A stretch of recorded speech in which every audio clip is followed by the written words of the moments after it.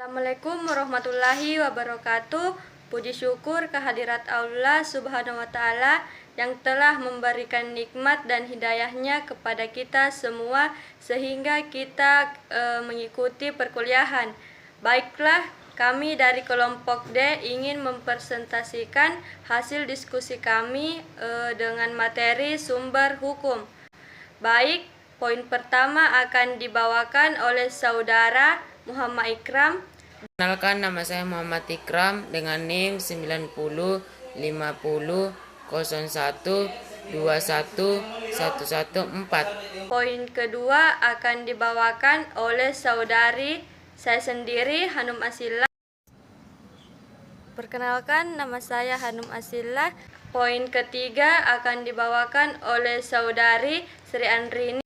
Assalamualaikum warahmatullahi wabarakatuh. Perkenalkan, nama saya Sri Andrini, NIM 905001211107. Dan poin keempat akan dibawakan oleh saudari Nur Afwa Istiqomah. Assalamualaikum warahmatullahi wabarakatuh. Perkenalkan, nama saya Nur Afwa Istiqomah dengan NIM 905001211119. Dan poin kelima akan dibawakan oleh saudari Nurul Rahmadani. Perkenalkan, nama saya Nurul Rahmadani dengan NIM 90500121125. Baiklah, langsung saja kepada saudara Muhammad Ikram, dipersilahkan untuk mempresentasikan materinya. Saya akan membacakan materi pertama, yaitu pengertian hukum dan pengertian hakim. Pengertian hukum secara etimologi bermakna al-manu, yakni mencegah. Hukum juga memiliki pengertian kudo yang memiliki arti putusan. Dapat pula hukum diartikan dengan menetapkan sesuatu atas sesuatu atau meniadakan sesuatu daripadanya. Pengertian hakim secara etimologi berarti orang yang memutuskan hukum. Dalam fikih, istilah hakim semakna dengan kadi. Namun, dalam usul fiqh, kata hakim berarti pihak penentu dan pembuat hukum syariat secara hakiki. Ulama usul sepakat bahwa yang menjadi sumber atau membuat hakiki dari hukum syariat adalah Allah Subhanahu wa Ta'ala. Quran surat Al-An'am ayat 57. Inil hukmu illa lillah yaqusul haqqa wa huwa khairul fasilin.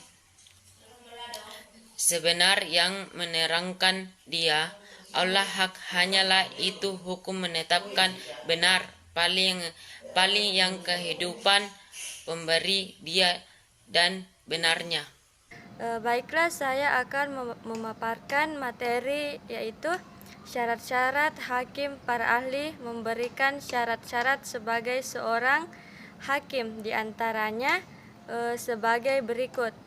Yang pertama, laki-laki merdeka. Yang kedua, berakal atau mempunyai kecerdasan. Hakim harus orang yang cerdas, bijaksana, mampu memperoleh penjelasan dan menanggapi sesuatu yang muskil. Ketiga, beragama Islam. Adapun alasan mengapa keislaman seseorang menjadi hakim, karena keislaman adalah syarat untuk menjadi saksi atas seorang muslim. Karenanya hakim non-muslim tidak boleh memutus perkara orang muslim. Yang keempat, adil.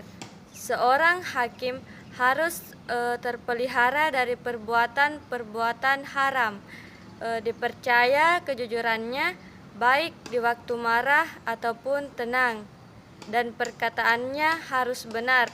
Dan yang kelima, mengetahui segala pokok hukum dan cabang-cabangnya. Hakim harus mengetahui pokok-pokok dan cabang-cabang hukum agar memperoleh jalan untuk perkara yang diajukan. kepadanya. Dan yang keenam, mendengar, melihat, dan tidak bisu. Orang bisu tidak boleh diangkat menjadi hakim, karena orang bisu tidak dapat menyebut putusan yang dijatuhkannya. Baiklah, saya akan melanjutkan materi selanjutnya, yaitu pengertian mahkum bih. Yang dimaksud sebagai objek hukum atau mahkum bih adalah sesuatu yang dikehendaki oleh pembuat hukum untuk dilakukan atau ditinggalkan oleh manusia, atau dibiarkan oleh pembuat hukum untuk dilakukan atau tidak. Dalam istilah ulama, usul fikih yang disebut mahkum bih atau objek hukum adalah perbuatan itu sendiri. Hukum itu berlaku pada perbuatan dan bukan pada zat. Selanjutnya, syarat-syarat mahkum bih yaitu: 1. Perbuatan itu diketahui secara sempurna dan rinci oleh orang mukallaf, sehingga suatu perintah dapat dilaksanakan secara lengkap seperti yang dikehendaki oleh Allah dan Rasul-Nya.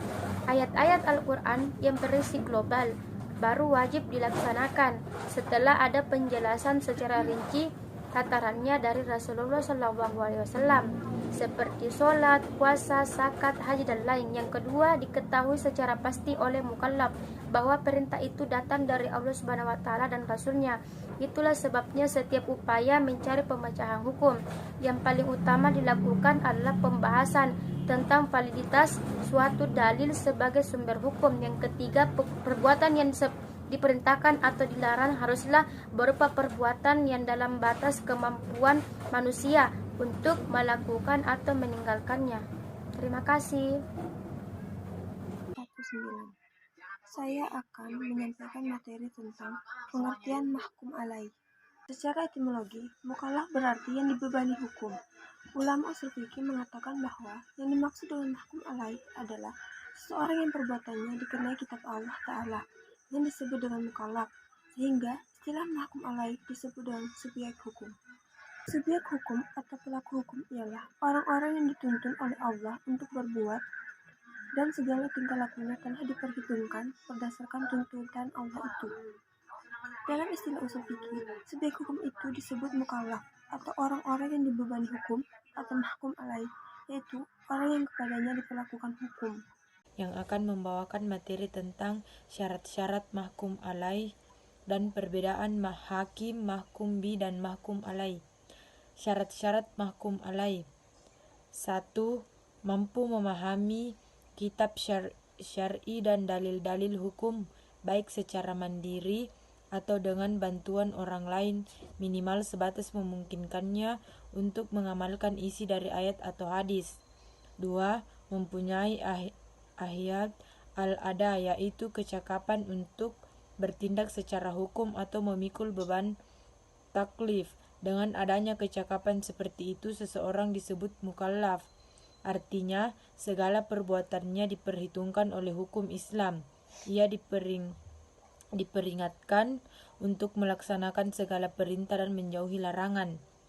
2. Perbedaan hakim, mahkum bih, dan mahkum alaih. 1. Menetapkan sesuatu atas sesuatu berupa aturan orang yang membuat hukum. Dalam usul fikih, perbuatan hukum adalah Allah Subhanahu wa Ta'ala. 2. Pembuatan atau tingkah laku itu sendiri. 3. Sesuatu yang jelas keberadaannya. 4. Orang-orang yang dibebani hukum. Dan yang kelima yaitu yang mengetahui tuntutan Allah dan ia mampu melaksanakannya. Adapun kesimpulannya yaitu hukum itu berasal dari Allah Subhanahu wa Ta'ala dan sifatnya kekal yang semuanya tertulis dalam Al-Quran. Namun tidak semua hukum itu diketahui oleh orang lain. Maka dari itu Allah yang menetapkan hukum dan Allah menurunkannya kepada para rasul, baik dalam bentuk wahyu Al-Quran maupun wahyu dalam bentuk sunnah. Hukum adalah tuntunan bagi manusia.